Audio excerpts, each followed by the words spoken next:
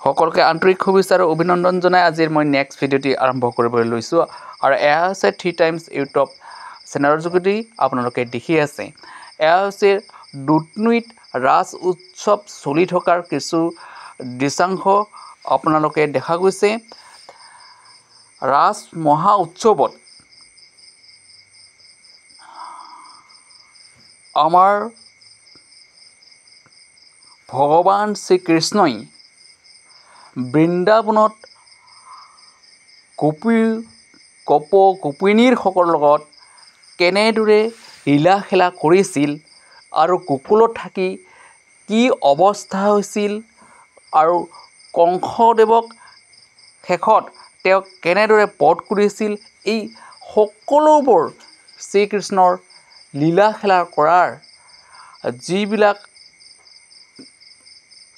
দৃশ্যাংশ অৰ্থাৎ তেখেতে যিবিলাক মানুহক দেখাই গ'ল সেইবিলাক সকলোবোৰ ইয়াত দেখুওৱা হয় আৰু বুজোৱা হয়। আৰু এইটো হৈছে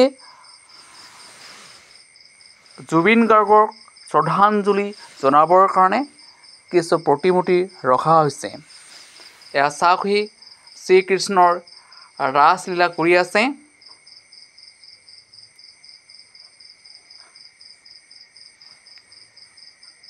আৰু এয়া দশ অৱতাৰ আৰু এইটো হৈছে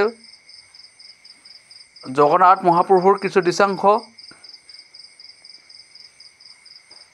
এয়া চাওক, সেই সকলোবোৰ শ্ৰীকৃষ্ণই লীলা খেলাৰ কৰা ইয়াত ৰাজ উৎসৱত দেখুওৱা হয়। চাওক, পুতনা বধ আৰু বহুত আছে। আজিলৈ মই ইমানতে আহিছোঁ। জয় হিন্দ।